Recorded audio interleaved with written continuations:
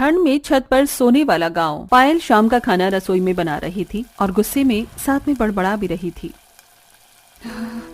पता नहीं इन लोगों को क्या दिक्कत है, एक बात भी समझ में नहीं आती है, हमेशा बस अपनी ही मनमर्जी करनी होती है। अरे फिर हमारा इस घर में रहने का फायदा ही क्या है जब हमारी मर्जी का कुछ चलता ही नहीं है। एक तो इतनी ठंड है, फिर भी इन्हें समझ में नहीं आता। आखिर पायल इतनी ज्यादा गुस्से में क्यों थी, जानने के लिए जरा कहानी में आगे बढ़ते हैं। पायल खाना बनाकर सबको परोसती है। सभी टेबल पर बैठकर साथ में खाना खा रहे थे। चलो चलो, खाना तो खत्म होने वाला है, अब खाना खाते ही सब जल्दी से ऊपर पहुंच जाओ, सोने की तैयारी शुरू करो, आज वैसे ही पहले बहुत देर हो गई है। हाँ मम्मी, चिंता मत करो, बस अभी खाना खाकर ऊपर बिस्तर लगा देंगे, मैं और भाभी दोनों मिलकर। ठीक है, पहले हम ऊपर चले जाते हैं, उसके बाद तुम दोनों बिस्तर लेकर ऊपर आ जाना। हाँ जरूर, यही काम रह गया है ना मुझे तो। सभी खाना खा लेते हैं और उसके बाद पायल और रिया दोनों मिलकर छत पर जाकर बिस्तर लगाने लगती हैं। दोनों बिस्तर बिछा ही रही थी, तभी वहां सामने वाली छत पर, जो उनकी दीवार से बिल्कुल दीवार सटी हुई थी, उनकी पड़ोसन बहू भी वहां पर बिस्तर बिछा रही थी।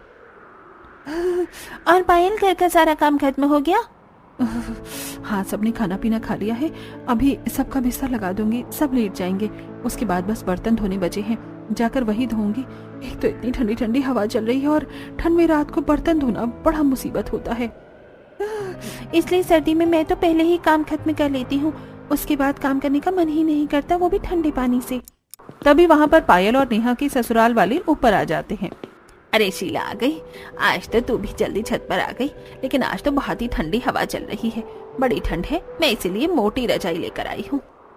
हाँ सच में बहुत ठंडी हवा चल रही है, हमने भी मोटे कंबल और रजाई निकाल ली है, अब सर्दी बढ़ेगी और मैंने सोचा तेरे और सरला दोनों के साथ मिलकर आज गप्पे लड़ाऊंगी, इसलिए मैं छत पर जल्दी आई।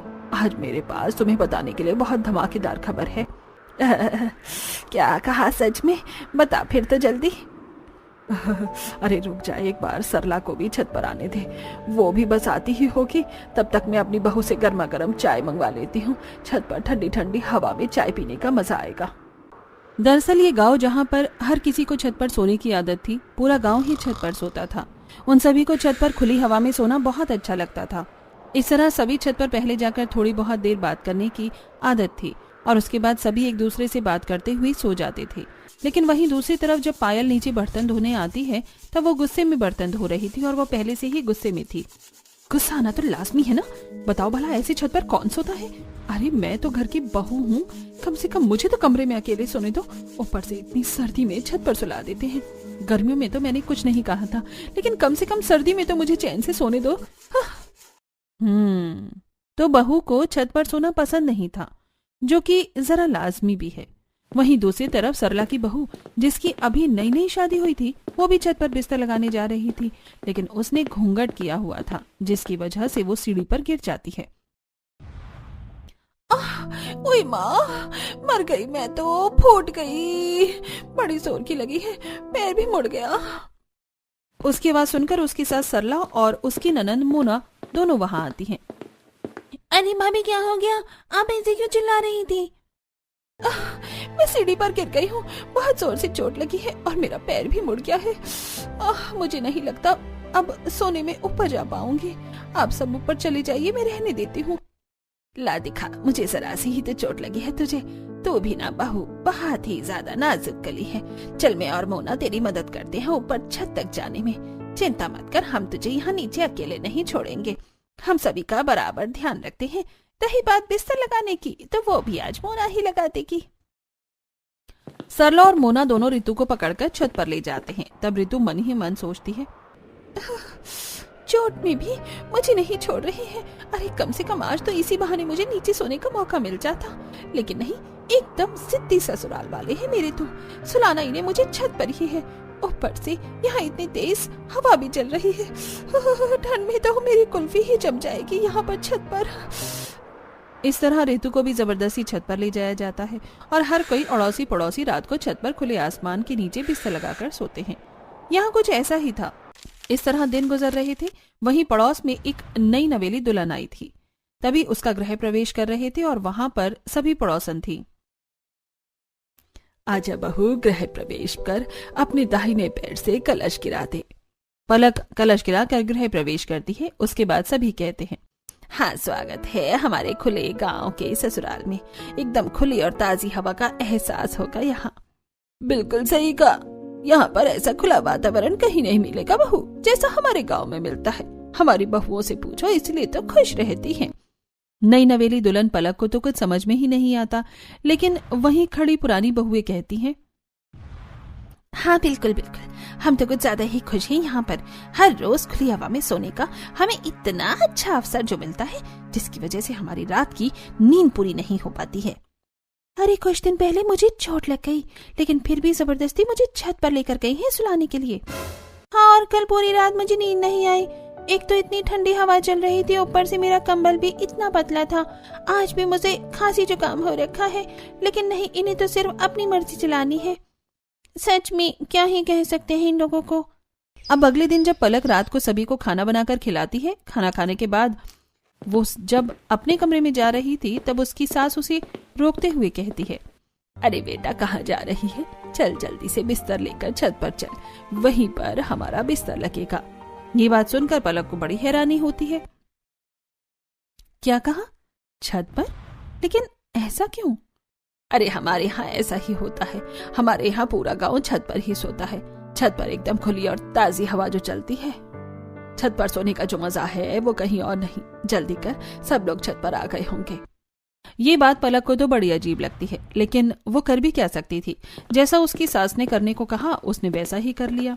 उनके पीछे पीछे छत पर चली जाती है और चारों तरफ नजरें घुमाकर देखती है कि लगभग पूरा गांव ही अपनी छतों पर बिस्तर बिछा रहा था और आधे लोग तो सो भी गए थे। तभी उनकी पड़ोसन सुनीता कहती है, अरे वाह, हमारी नई नवेली दुल्हन भी आ गई छत पर।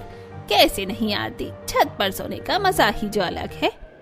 वही तो, छत पर खुले में सोना जितना मजा और कहीं हो भी सकता है भला। वहीं दूसरी तरफ सुनीता की बहू मन में सोचती है, ये लोग कुछ भी अपने मन में खुद ही सोच लेते हैं, हमें अच्छा लगेगा, लेकिन इन्हें कौन बताए हमें जो छत पर सोना बिल्कुल भी पसंद नहीं है, लेकिन जबरदस्ती ऊपर उठाकर ले आते हैं। मैं तो पलक का सोच रही हूँ, बेचारी को शादी के दूसरे ही दिन छत पर जाकर सोना पड़ रहा है। पता नहीं मन में क्या क्या सोच रही होगी। सभी बिस्तर लगाकर सो जाते हैं, लेकिन पलक, जिसके लिए ये सब बिल्कुल नया था, उसे बिल्कुल भी नींद नहीं आती। वो आंखें खोलकर देखती है कि उसके पूरे ससुराल वाले आराम से खर्राटे मारकर सो रहे थे। वो बड़ी परेशान हो जाती है। यार, यहाँ छत पर कितनी तेज हवा चल रही है। मेरे ससुराल वाले नहीं, मुझे तो लगता है पूरे गांव वाले ही पागल हैं। भला ऐसी सर्दी में इतनी ठंडी हवा में छत पर कौन सोता है? सभी लोग कैसे खर्राटे मारकर सो रहे हैं? मुझे तो बिल्कुल नींद नहीं आ रही, मुझे तो बहुत ठंड लग रही है। इस तरह पूरी रात ठंडी हवा में पलक की कुल्फी जम जाती है। वो पूरी रात एक पल भी चैन से नहीं सो पाती और बस करवट बदलती रह जाती है। अगले दिन सुबह पलक सभी को चाय बनाकर देती है। ठंड में सुबह सुबह चाय का अलग ही मजा है। अच्छा बहू, एक बात बता, रात को तुझे मजा आया ना ऊपर सोने में? हे भगवान, ये कैसा सवाल हुआ? मजा तो आया ही होगा माँ। अब ठंड में यहाँ पर इतनी खुली और ताजी हवा में छत पर सोने का मौका मिलेगा तो हर किसी को अच्छा तो लगेगा ही। हे भगवान, मुझे तो मेरा पति भी बिल्कुल पागल ही लगता है। ठंड में छत पर कौन सोता है? इस तरह सभी गांव वाले हर रोज छत पर ही सोते थे, लेकिन बहुओं को बिल्कुल भी नींद नहीं आती थी। ना तो उन्हें बिल्कुल भी आदत थी छत पर सोने की, और ऊपर से उन्हें बहुत सी परेशानी भी होती थी। एक रात जब सभी आराम से सो रहे थे, तब पायल, अरे यार, छत पर तो इतने मोटे मोटे मच्छर हैं, लगता है एक ही दिन में ये मेरा सारा खून पी जाएंगे। अब क्या करूं? ऊपर से मुझे बहुत ज्यादा ठंड भी लग रही है। पायल को बिल्कुल भी नींद नहीं आ रही थी और वो आंख बंद करके दोबारा सोने की कोशिश करती है, लेकिन तभी उसकी ननंद रिया उसके ऊपर पैर रख देती है, जिसके बाद उसे गुस्सा आता है। लो जी, बस इसी चीज की कमी रह गई थी। मेरे ऊपर इतना भारी 10 किलो का पैर रख दिया है। सब इतना चिपक कर सोते हैं, बिल्कुल नींद नहीं आती है। पायल गुस्से में रिया का पैर उठाकर फेंक देती है और दोबारा सोने की कोशिश करती है, लेकिन इस बार रिया उसके ऊपर हाथ रख देती है। कौन सी मनहूस घड़ी में मैं आकर इस गांव के ससुराल में फंस गई हूँ। सिर्फ इस ससुराल में नहीं, इस गांव के किसी भी ससुराल में आना बेवकूफी है। इस बार पायल उसका हाथ हटाती है और उसके बाद वो उठकर टहलने के लिए छत के दूसरे कोने पर जाती है।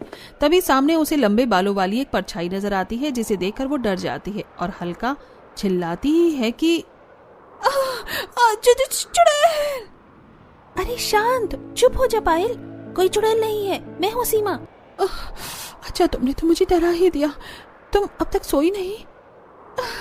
अरे यार कहाँ, एक तो इतनी ठंडी हवा चल रही है, बड़ी ठंड लग रही है, ऊपर से इतने मोटे मोटे मच्छर काट रहे हैं, पूछो ही मत।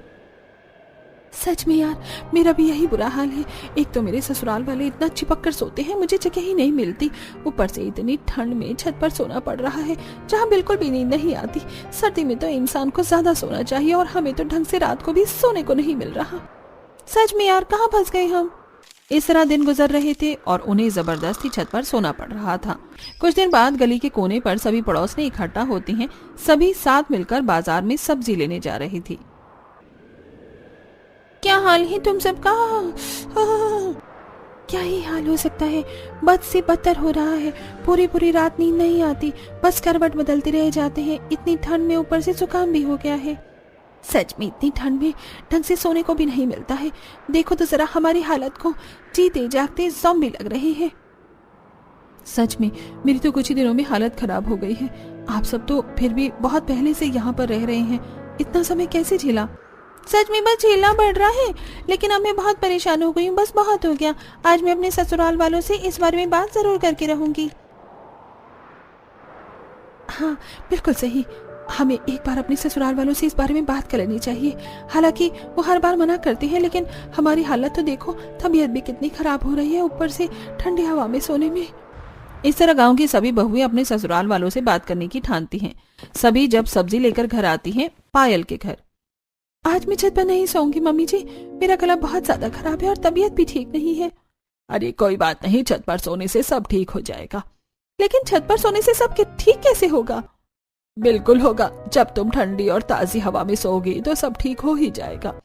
बल्कि उसमें तो तबीयत और ज्यादा खराब हो जाएगी। मुझे छत पर नहीं सोना है, मैं नीचे यहाँ अपने कमरे में अकेले से सो जाऊंगी। ऐसे कैसे सो जाओगी? हमारे घर की परंपरा है, हर कोई ऊपर छत पर एक साथ ही सोता है। तुम ऐसे हमारी बात के खिलाफ नहीं जा सकती। चुपचाप जल्दी से शाम का खाना और काम खत्म करो और बिस्तर लेकर ऊपर चली जाओ। वहीं दूसरी तरफ नेहा के घर में, मुझे छत पर इसलिए नहीं सोना क्योंकि मुझे वहां नींद नहीं आती और अब सर्दी भी बढ़ गई है, बहुत ठंडी हवा चलती है। तो क्या हुआ, रजाई भी तो मोटी है और हम भी तो सोते हैं, हमें तो कोई ठंड नहीं लगती। लेकिन माँ जी क्या छत पर सोना इतना ही जरूरी है? अब सर्दी है, बिल की भी कोई चिंता नहीं। अब तो मैं कम से कम आराम से अपने कमरे में नीचे सो सकती हूँ। नहीं तुम्हें पता है हमारे गांव में ऐसा ही होता है। पूरा परिवार एक साथ मिलजुल कर रहता है और सभी काम एक साथ करता है। हम खाना भी एक साथ बैठकर खाते हैं और सोएंगे भी एक साथ ही। आगे से इस बारे में कोई बात ना हो। इस तरह हर किसी को वही बात सुनने को मिलती है। अरे भला सोने एक साथ क्यों जरूरी है? अलग अलग भी तो सो सकते हैं, लेकिन नहीं, इन्हें तो सोना भी एक साथ ही है। अगले दिन शाम को, आजकल छत पर सोने में कितना मजा आ रहा है ना, कितनी ठंडी मस्त हवा चलती है। सच में मजा आ जाता है, लेकिन कल मेरी बहू ऊपर छत पर सोने से मना कर रही थी। अरे मेरी बहू भी मना कर रही थी, मैंने तो डांट दिया। हाँ मैंने भी वही डांट दिया। बताओ, उन्हें तो कुछ पता ही नहीं है कि छत पर सोना कितना अच्छा होता है। हाँ मेरी नई नवेली बहू भी कल मना कर रही थी, लेकिन मैंने उसे भी समझाया कि ऊपर खुली और ताजी हवा में सोना कितना अच्छा होता है। एक तरफ बहुओं का अलग मत था और दूसरी तरफ सास का अलग, लेकिन अंतिम फैसला तो सास का ही चलना था। जब सीधे तरीके से बात करने पर काम नहीं चला, तब सभी बहुएं फैसला करती हैं। कहते हैं जब घी सीधी उंगली से ना निकले तो उंगली टेढ़ी करनी पड़ती है। तो दीदी चम्मच से घी निकाल लो। अरे पलक, ये कहावत है। बात यह है कि हम आखिर क्या ऐसा कर सकते हैं जिससे हमारे ससुराल वाले छत पर सोना छोड़ दें? क्यों ना हम अपनी ससुराल वालों को डराने की कोशिश करें। हम रात को फोन में नकली चुड़ैल की आवाज लगा देते हैं, तो उन्हें लगेगा कि गांव में कोई भूत का साया है, जिसके बाद सभी छत पर जाकर सोना छोड़ देंगे। आइडिया तो अच्छा लग रहा है। बस उसी रात वो सब अपना प्लान शुरू कर देती हैं। सभी छत पर बिस्तर लगा ही रही थी, तब पायल, ऋतु, नेहा, सीमा और पलक एक दूसरे से इशारे में बात कर रही थी और सभी के सोने पर सही समय का इंतजार कर रही थी। जब सभी सो जाते हैं तो वो अपने अपने फोन में चुड़ैल की नकली आवाज लगा देती हैं और थोड़ी देर बाद, अरे मेरे ससुराल वाले उठ क्यों नहीं रहे हैं? ये तो आराम से घोड़े बेच कर सो रहे हैं। वहीं दूसरी तरफ, मैं तो ठंड में जम जाऊंगी। इतनी देर से ठंड में इंतजार कर रही हूँ कि कोई तो डर कर चिल्लाएगा, लेकिन यहाँ सभी आराम से खर्राटे मारकर सो रहे हैं। धत तेरे की, मेरा ये प्लान तो फेल हो गया। प्लान फेल होने के बाद लगता है हमें हर रोज छत पर ही सोना पड़ेगा। इस प्लान से तो कोई भी नहीं उठा। डरना तो दूर की बात है, अब सो ही जाती हूँ। वैसे भी इतने दिनों से ठीक से सोई तक नहीं हूँ। पलक रजाई में मुंह ढककर सो जाती है। अगले दिन पांचों मिलती हैं। कल का प्लान तो बिल्कुल फेल हो गया। क्यों ना इस बार हम उन्हें किसी सांप या बिच्छू से डराएं। अरे अगर हम उन्हें इससे डराएंगे तो हमारा भी तो नुकसान होगा। हम खुद डर जाएंगे। भला सांप और बिच्छू कोई खेलने की चीज थोड़ी है। अरे तो असली कौन लेकर आएगा रा? नकली लाएंगे। हम में से कोई एक ही ये काम करेगा ताकि सभी भी डर जाएं और हमारा भांडा भी ना फूटे, क्योंकि नकली की बात तो जल्दी ही फैल जाएगी। अगले प्लान को अंजाम दिया जाता है। जब सभी सो रहे थे तब सबसे पहले पायल अपने ससुराल वालों के ऊपर सांप डालती है। जैसे ही रमेश को एहसास होता है कि उसके ऊपर कुछ है तो वो उसे हटाने की कोशिश करता है। तब उसके हाथों से छूकर एहसास उसे होता है कि ये कोई अजीब सी चीज है। वो जैसे ही उठकर उसे पकड़ता है तो अंधेरे में उसे एहसास होता है कि उसने सांप पकड़ा है। जिसके बाद वो तेजी से चिल्लाता है, अरे बचाओ बचाओ, सांप आ गया, सांप आ गया। उसकी आवाज सुनकर सभी उठ जाते हैं और तभी रमेश बड़ी जोर से सांप को दूर फेंकता है और वो उनके बगल वाली छत पर सीधा महेश के ऊपर जाकर गिरता है, जो सो रहा था। महेश को भी किसी के होने का एहसास होता है और जैसे ही वो देखता है तो वो भी चिल्लाकर उसे दूर फेंक देता है। इसी तरह सभी उठ जाते हैं। और क्या हुआ जी, क्या देखा आपने? अरे मेरे ऊपर सांप आया था, मैंने उसे अभी फेंका है। क्या कहा पापा जी? सांप आ गया? देखा, यहाँ खुले में सोना बिल्कुल भी सेफ नहीं है, बहुत खतरनाक हो सकता है। वहीं बगल वाली छत से महेश भी डरते हुए कहता है, अरे मेरे ऊपर भी सांप आ गया था, मैंने अभी दूर फेंका है। ये तो बहुत खतरनाक बात है। अचानक से यहाँ सांप कैसे आ गया? देखो वो कोने में पड़ा है, हमें लाइट जलाकर देखना चाहिए, उसे भगाना चाहिए, नहीं तो खतरनाक हो सकता है। वो सब लाइट जलाकर देखते हैं तो उन्हें पता चलता है कि वो तो नकली सांप था। इसके बाद उन सबको गुस्सा आ जाता है। ऐसा मजाक करते हुए किसी को शर्म नहीं आती? किसने किया है हमारे साथ ऐसा भद्दा मजाक? अरे सच में ये तो बहुत गलत बात है, किसी को ऐसा नहीं करना चाहिए। बताओ कितनी ज्यादा गलत बात है। अगर हमें पता चल गया ना ऐसा मजाक किसने किया है तो हम उसे छोड़ेंगे नहीं। सोते हुए भी कोई किसी को डराना अच्छी बात है क्या?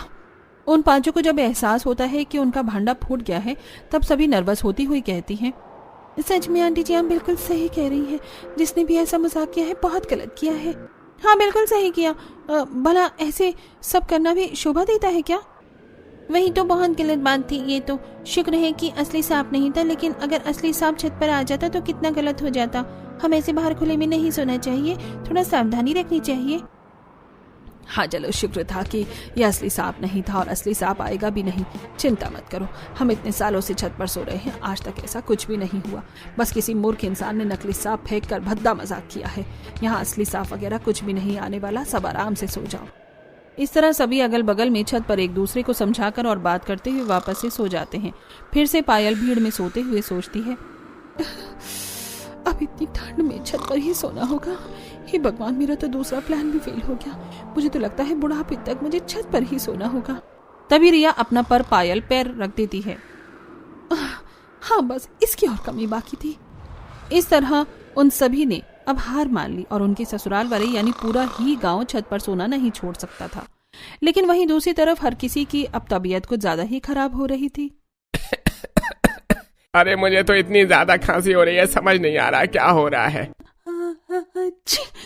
अरे मुझे खुद खांसी जुकाम हो रहा है, पता नहीं क्या है। गांव में लगभग सभी को एहसास हो रहा है। आप मेरी बात मानिए चाहे मत मानिए, लेकिन ये सब ऊपर छत पर सोने की वजह से ही हो रहा है। इतनी ठंडी हवा में हम छत पर सोएंगे तो तबीयत खराब होगी ही। नहीं, हम हर साल सर्दी में छत पर ही सोते थे, लेकिन पहले तो कभी ऐसा नहीं हुआ। हवा की वजह से ऐसा नहीं हो रहा है और थोड़ा बहुत तो हर सर्दी में होता ही है। इसकी वजह से हम खुली ताजी हवा में सोना कैसे छोड़ सकते हैं। वहीं दूसरी तरफ सीमा के घर में सबकी हालत खराब थी। अरे मुझे तो बुखार भी हो गया है, पता नहीं कैसा सर्दी का मौसम आता है, हर बार बीमार करके जाता है। मैं कह रही हूँ सब ऊपर छत पर ठंडी हवा में सोने से हो रहा है।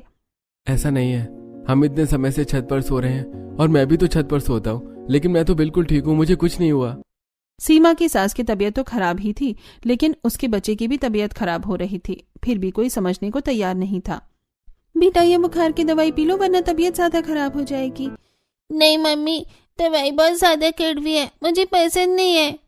मैं जानती हूँ बेटा, दवाई कड़वी है, लेकिन तुम्हें दवाई तो पीनी ही होगी, वरना तुम ठीक कैसे होगे। अच्छा चलो दवाई पी लो, फिर मैं तुम्हें बहुत टेस्टी चीज खिलाऊंगी। जैसे तैसे करके बच्चे को समझाकर सीमा दवाई पिलाती है। सबकी तबीयत खराब थी, लेकिन फिर भी कोई भी छत पर सोना नहीं छोड़ रहा था। कुछ दिन बाद सभी के टेस्ट करवाए जाते हैं और लगभग काफी ही लोगों की तबीयत ज्यादा खराब थी। जब गांव का डॉक्टर ये रिपोर्ट देखता है तो वो अपने जूनियर डॉक्टर के साथ गांव में कैंपेन के लिए जाता है। वहां पर वो सरपंच के साथ मिलकर सभी गांव वालों को इकट्ठा करते हैं। तो बताइए डॉक्टर साहब, ऐसी कौन सी बात है जो आप हम सभी गांव वालों से करना चाहते हैं और जो बहुत जरूरी है? क्या कोई समस्या है? हाँ सरपंच, बिल्कुल बहुत बड़ी समस्या है जो इस गांव में हवा चल रही है। ये बात सुनकर एक बार को सभी गांव वाले घबरा जाते हैं। लेकिन ऐसा क्या है जिसकी वजह से सभी गांव वालों को खतरा है? मैं आप सभी को समझाता हूँ। देखिए, आप सभी बहुत समय से ही छत पर सो रहे हैं, जो कि बहुत अच्छी बात है। हमें ऐसा करना चाहिए। छत पर ठंडी और ताजी हवा में सोने पर हमारा शरीर मजबूत होता है और इम्यूनिटी सिस्टम भी अच्छा होता है। अरे बिल्कुल सही कहा डॉक्टर आपने, इसीलिए तो हम सभी पूरा गांव मिलकर छत पर रात को सोते हैं। वहीं दूसरी तरफ बहू वाला ग्रुप, ये डॉक्टर सटिया गया है क्या? हमारी मुसीबत कम करने की बजाय बढ़ा रहा है। डॉक्टर आगे अपनी बात कहते हैं। हाँ बिल्कुल, हमारे पूर्वज भी पहले छत पर सोते थे, क्योंकि पहले बहुत सारे पेड़ पौधे होते थे, खुली हवा होती थी। पहले इतनी गाड़ियां और टेक्नोलॉजी भी नहीं थी, लेकिन अब धीरे धीरे जमाना बदलने लगा है, टेक्नोलॉजी होने लगी है। अब घर में हर फ्रिज, एसी, टीवी और बहुत सी बाइक और गाड़ियां भी हैं, जिसकी वजह से हवा दिन ब दिन दूषित होती जा रही है। खासकर सर्दियों के मौसम में, जिस समय पराली भी बहुत ज्यादा जलती है, जो कि पॉल्यूशन का बहुत बड़ा कारण है। अरे बिल्कुल सही कहा आपने, लेकिन इन सब बातों का क्या तात्पर्य है? इन सभी बातों का तात्पर्य है कि अब जो आज की हवा है वो पहले के जमाने की तरह बिल्कुल शुद्ध और ताजी नहीं रही, जिसकी वजह से हमारे शरीर में बहुत गंदी हवा जाती है। दिन में तो हमारी मजबूरी होती है घर के बाहर जाकर खेतों में काम करना या हमारा नौकरी करना, लेकिन रात को आप सभी की ऐसी कौन सी मजबूरी है जो आप सब छत पर सोकर इतनी गंदी हवा को अपने शरीर के अंदर लेकर जा रहे हैं? रात को तो हमारा शरीर रेस्ट करता है, सारी गंदी हवा को बाहर निकालता है, लेकिन आप सभी उसे रेस्ट देने के बजाय वही गंदी पोल्यूशन वाली हवा में सोकर अपने शरीर को और दूषित कर रहे हैं।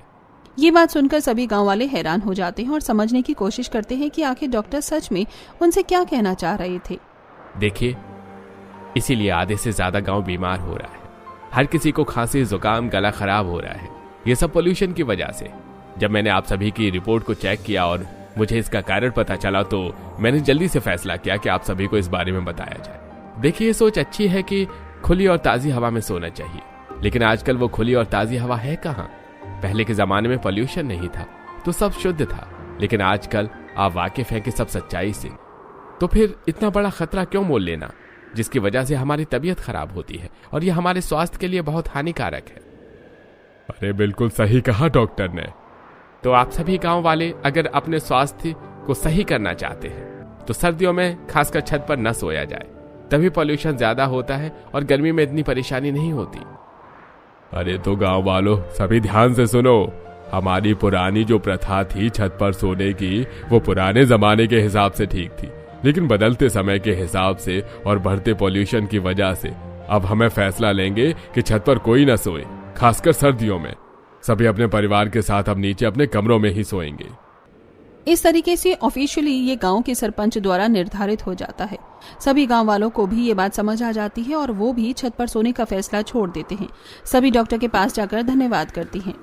हमें खुशी है कि हमारी बात सुनने के बाद आपने सभी को समझाने का निर्णय लिया। हमारी मदद करने के लिए आपका बहुत बहुत शुक्रिया। ये तो मेरा फर्ज है, एक डॉक्टर का फर्ज है सबकी जान बचाना और उन्हें सभी सही चीज से अवगत कराना। जब मुझे पता चला कि तबीयत खराब होने के बाद भी कोई नहीं मान रहा है और ये बहुत खतरनाक भी है, तो मेरा मन नहीं माना पीछे हटने का। मैंने निर्णय लिया कि सभी को अगर इस बारे में समझाया जाए। सच में हम सभी इन्हें समझा कर परेशान हो गए थे, लेकिन कोई हमारी बात समझने को तैयार ही नहीं था। आपकी वजह से गांव की ये समस्या सॉल्व हो गई है। वो सभी डॉक्टर को धन्यवाद करती हैं और डॉक्टर वहां से चला जाता है। उन्हीं के कहने पर डॉक्टर सभी को समझाने आया था। अब इस तरह उन सभी को भी ठंड में छत पर सोने से छुटकारा मिल जाता है और अब गांववासी अपने परिवार के साथ नीचे अपने अपने कमरों में ही सोते हैं।